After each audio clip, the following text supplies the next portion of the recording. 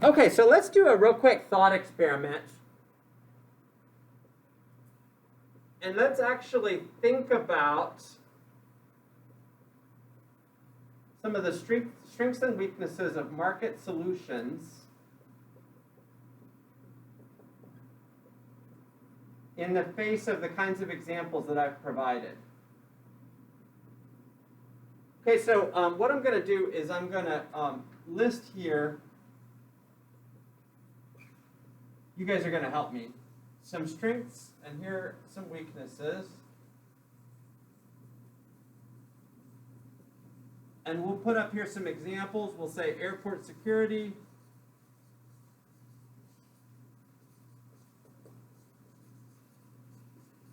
We'll say doctor appointments. Okay, we'll say highway fast lanes.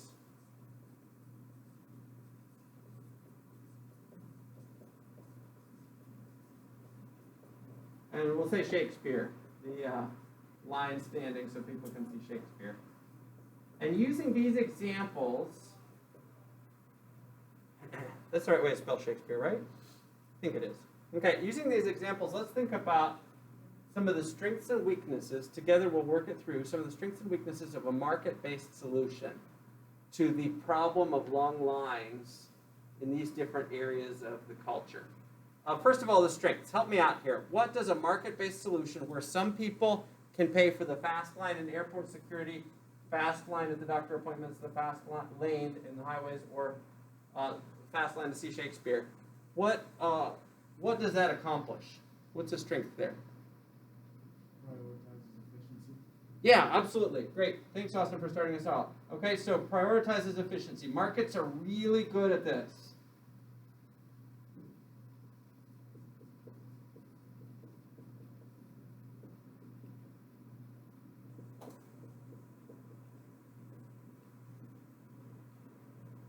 Markets are really good at efficiency. Okay, and that's probably their greatest strength. Let me just go talk about this for just a second. If you look at the history of the world, it becomes clear from just a moment's inspection that we have greater prosperity right now than any previous era of human history. There are some non-market-based reasons for this. Technological innovation, for one, for instance. But there appear to be some very, very market-centered reasons for it. And one such reason seems to be that the markets, which have been used so widely in modern societies, have made the production and transportation of basic necessities so much more efficient than they were in previous eras, that it has done all this for our prosperity. Just take the food, for instance, okay? Most of our ancestors throughout most of human history were subsistence level farmers. They made for themselves the food that they then consumed. And nowadays, what we have is some people who do the farming using machines, achieving much greater gains than was ever done before. And we have other people who are freed up to do other things like a university education, like higher level thought, because of the incredible efficiency of market-based solutions where buyers and sellers are allowed to freely interact and transact with each other in commercial transactions so as to find the most efficient path for bringing those foods to market. Markets are really good at efficiency, and it is efficient for some people to be able to pay for airport security lines that are faster, for doctor appointments that are fast. Okay, other strengths of markets here. I mentioned one just before the break.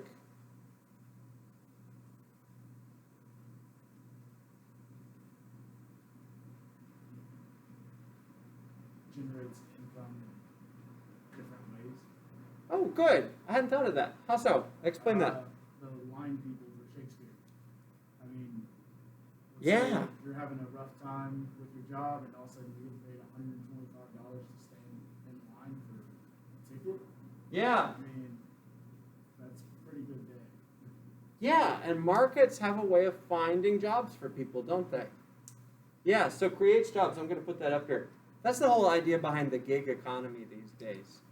So the whole idea behind Uber and Lyft and Airbnb and all of the use existing resources, gig-based economy, is we're going to take resources, assets that people have that are not currently doing anything for them, and we're going to put them to work during people's off hours so you can drive for Uber in the evenings or rent out your house through Airbnb on the weekends when you're not there. And in this way, we can create efficiencies and ultimately income for people or jobs in this case. Good, I love that. Okay, other strengths.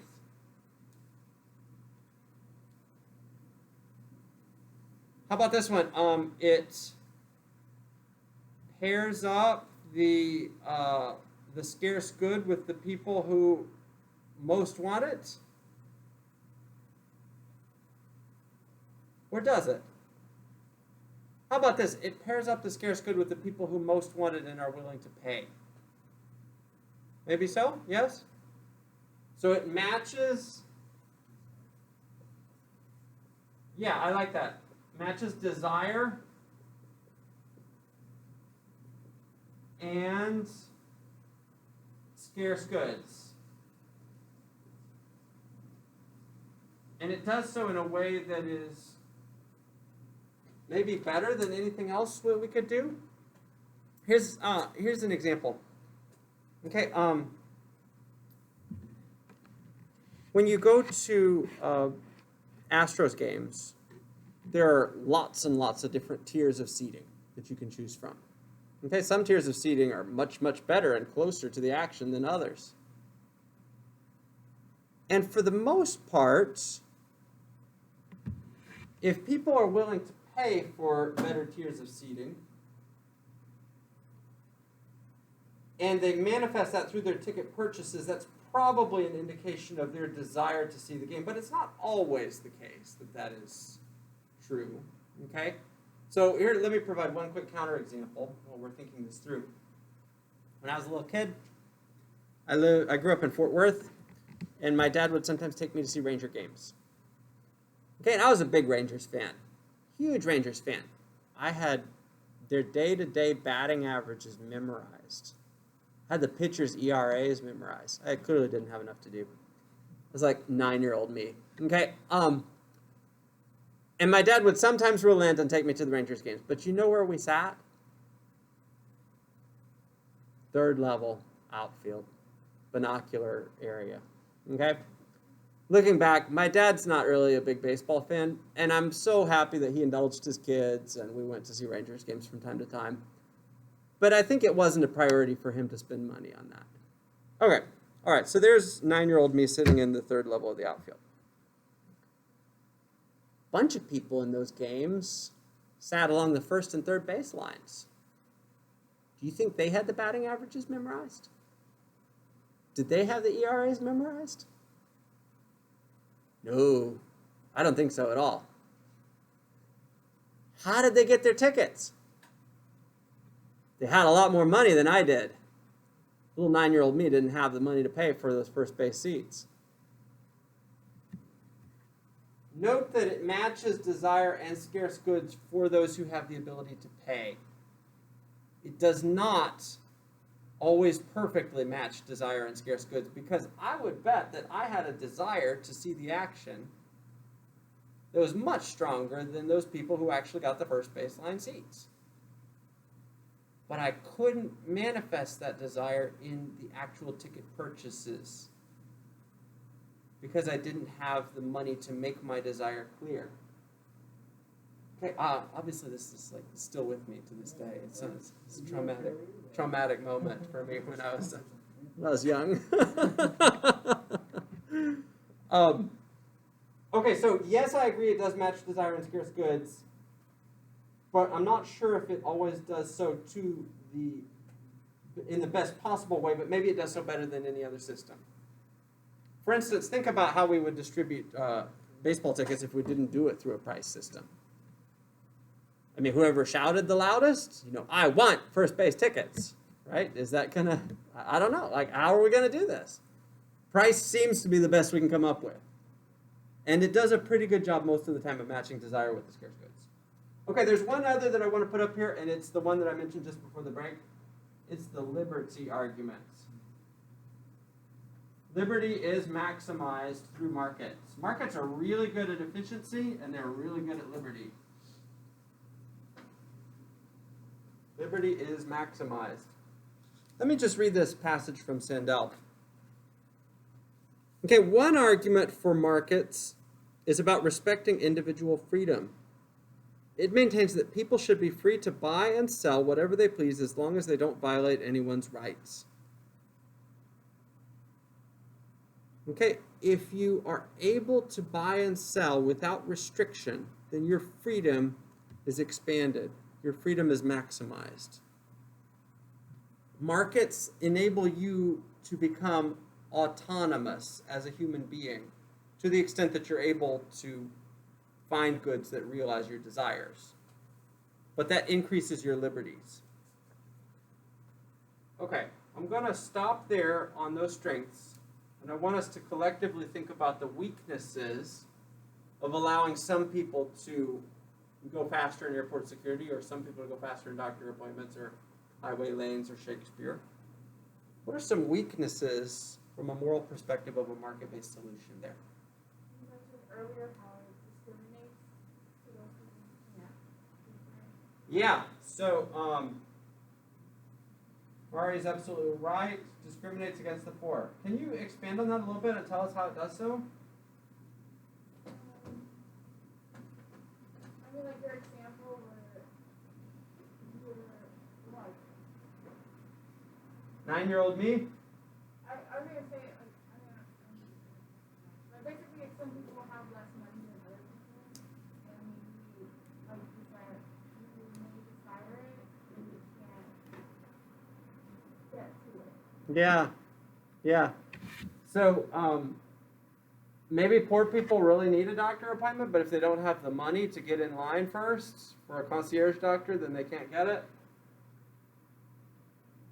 The way poor people usually pay in circumstances like this is they pay in their time rather than in money because they don't have the money to actually go faster. The wealthy people who choose the fast lane decide that their time is more important than their money.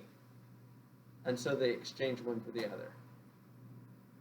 Okay, so it discriminates against the poor. Markets are not very good at helping poor people. Let me expand on this for just a little bit. If you look at the history of capitalism and you compare previous eras of capitalism dating back to the 18th century to our own era, it very quickly becomes clear that in the absence of government regulation, capitalist systems create wealth dispersals that are incredibly stratified. In other words, if the wealthy start out here, and they're that much wealthier than the poor, and the poor start out here at this level, and they're that much poorer than the wealthy.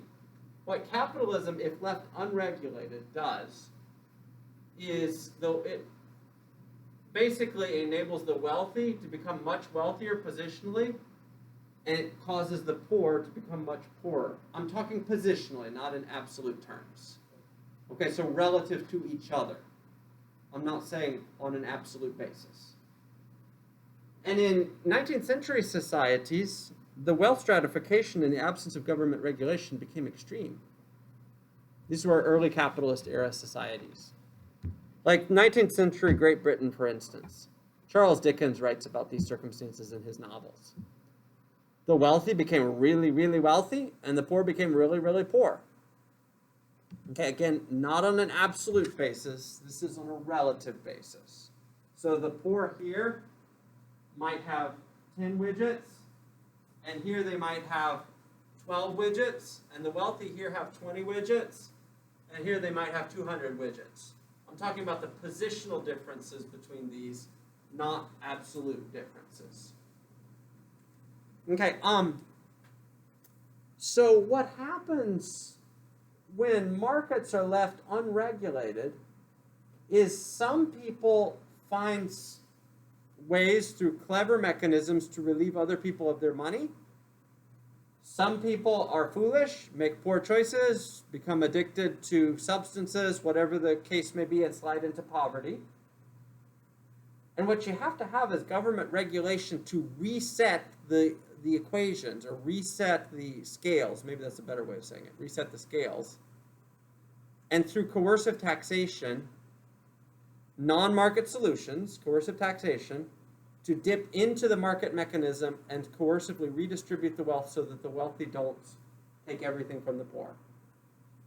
Markets, when left completely unregulated, tend not to be the best places for poor people, because the poor people tend not to come out the best in markets. Okay, other weaknesses of this, of these kinds of market-based solutions, moral weaknesses.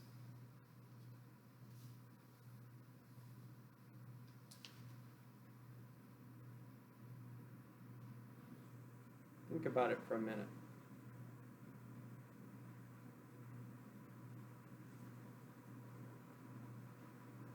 It favors the individual compared to the whole. Yeah, so talk about that for a second. How does that work? I mean, you can take just any singular person, let's say they have a heart condition, they're having a heart attack. Well, if the 10 other people in front of them are also having heart attacks, but they got there first, if he buys the ticket, he goes first. Granted, Good. He's been having a heart attack longer. Yeah, sure. I have no idea how you got a heart attack by a ticket, but that's what I came up with. Yeah, okay, good. So, right, so a weakness is it favors whoever happens to pay the money and not whoever needs it the most. Is that what we're saying here? Yes. Yeah. So it favors money over need. I think that's related to the discrimination against the poor, but slightly different. Because there are all sorts of people who aren't poor in capitalist societies who nevertheless are not willing to spend on certain kinds of goods. Okay, maybe for Bill Gates, paying someone $125 an hour to stand in line for Shakespeare performances is chump change. But for me, that's a lot of money. And I wouldn't do it. Okay, so it doesn't help me out to have that. It helps those who are in a wealthier position vis-a-vis me. Okay, I was thinking of something else in addition to this. This is a more controversial kind of criticism. It corrupts the goods in question.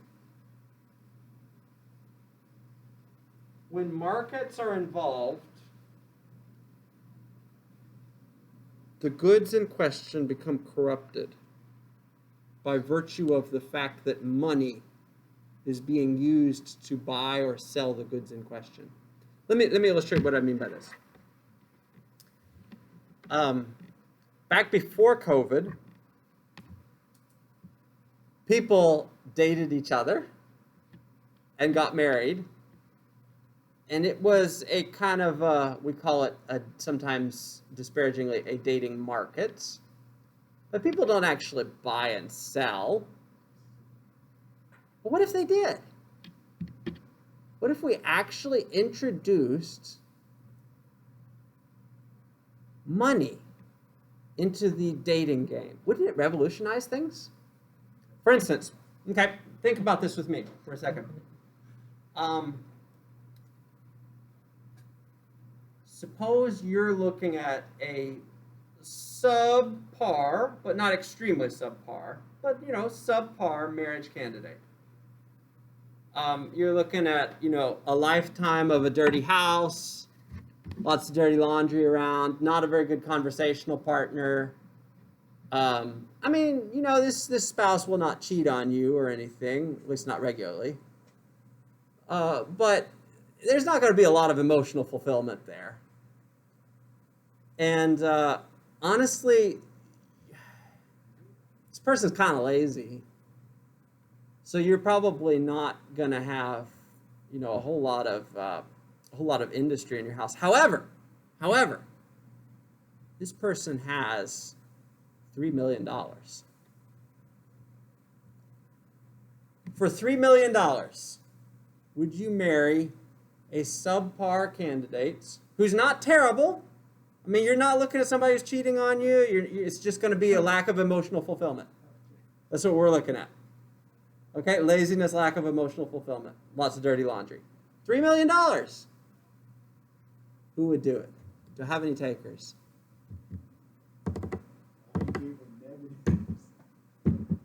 Well, this is a subpar candidate.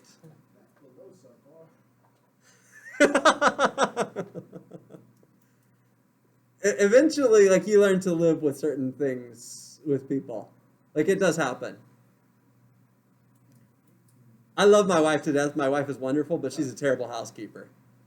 Like, my wife is terrific. She's a wonderful person. Loves God, loves people, so kind to everyone. But she's a terrible housekeeper. Like, you learn to live with these things. Okay, $3 million. Do I have any takers? $5 million. Megan would do it for $5 million. 10. $10 million. You're set for life. 40 million? Oh, come on. Now you guys are just being dishonest. You'd hold out for... I didn't know you were going to keep going up. I should have held out. You should have held out, Megan. You gotta see the pattern here. Put a T somewhere there, I might consider. Man, so you go for 40 million, Rory, right? So we all have a price point, don't we? That's kind of like, except apparently, and Freddie, have you jumped already or not yet? You hold out for beyond 40 million. Yeah. I know that, like, this is kind of different, but with some dating apps, I don't know if this is recent or not, but you can, like, pay a monthly subscription, you can, like, super like someone, or, like, go back and see who, like, swiped over.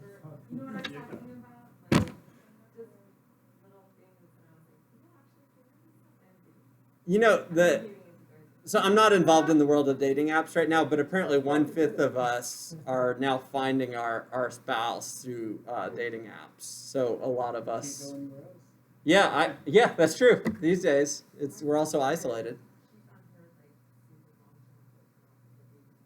That's great. Yeah. So like, apparently like 20% of us are doing this now. So, but from an outsider's perspective, it looks to me as though the world of dating apps very, very much needs some sort of a financially tiered subscription leveling, because it looks like a Wild West when I look at it. Like, really, it just looks like crazy. Like, you don't know what you're going to get. And maybe a little bit of, some sort of a narrowing of the pool, and maybe financial barriers could, like, form that narrowing. Like, are you actually serious or not? And, are you willing to pay $30 a month or something? And maybe that suggests you're actually serious. Like, that might be helpful. Anyway, okay, but we all have a price point, right? Do you know what else? We were all uncomfortable talking about putting marriage rights up for a price. Made us feel icky, didn't it? Felt like the institution was being corrupted. Okay, so arguably when capitalism gets involved and markets are used, it corrupts the goods in question. Corrupts things in question. Okay, maybe Shakespeare, for instance, is corrupted. Some people would say Shakespeare should be free to all, available to everyone. It's public good. But if it's only available to those who are able to pay, then it becomes corrupted. Here are 2 examples of that. I know we're almost at time. Give me a minute. Here are a couple of examples of this. Okay, here is an example, Sandel writes, of market values colliding with a sacred good. When Pope Benedict XVI made his first visit to the United States, demand for tickets to his stadium masses in New York City and Washington, D.C. far exceeded the supply of seats. Free tickets were distributed through Catholic dioceses and local parishes. When the inevitable ticket scalping ensued, one ticket sold online for more than $200. Church officials condemned it. on the grounds that access to a religious right should not be bought and sold. There shouldn't be a market in tickets, a church spokeswoman said. You can't pay to celebrate Holy Communion. Seems like it corrupts it, doesn't it? People are buying and selling a right to receive Holy Communion from the Pope. Wasn't that the issue with Lutheran Church? People were Yeah. buying just forgiveness for their sins. They sure were, yeah. They were buying and selling indulgences. Yeah. And that's crazy. God will forgive you if you pay a certain amount of money. But apparently it was convincing at the time. Or here's one other example of maybe a good that gets corrupted by markets touching it, by money being used to buy it or sell it. Yosemite National Park in California attracts more than 4 million visitors a year. About 900 of its prime campsites can be reserved in advance at a nominal cost of $20 per night. But it's not easy to get a reservation. Demand is so intense, especially for the summer, that the campsites are fully booked within minutes of becoming available. Apparently, though, ticket scalpers have been offering Yosemite campsites for sale on Craigslist for several $100s a night. Okay, $150 or plus. The National Park Service, which prohibits the resale of reservations, was flooded with complaints about the scalpers and tried to prevent the illicit trade. Okay, public outrage ensued. The newspaper that broke the story ran an editorial condemning the scalpers under the headline, "Scalpers Strike Yosemite Park is Nothing Sacred." Okay, so maybe the scarce good of a campsite at Yosemite Park, when brought in touch with markets, becomes corrupted. Just like a papal mass or just like marriage. They already didn't think the church was sacred, so. On the other hand, markets are really good at efficiency. And if you, if you really want something badly enough, then you can pay for it, right? And that, even if it is a campsite or a papal mass, markets are good at efficiently allocating those things. Awesome. Last word on the day. So in your marriage example, right, we get money out of it, hypothetically. Right? But is it efficient for the other person as well? Maybe they're having trouble finding somebody. They just said you. So, but they've got 5 money. million, 30 million. They've got money, and it's an exchange, just like any other kind of an exchange. And those who want it most can get the scarce good. It's like those people who like sugar daddy, it's the same way like you get money. It's the same way most get from Says Murari, who admitted honestly that she had a price.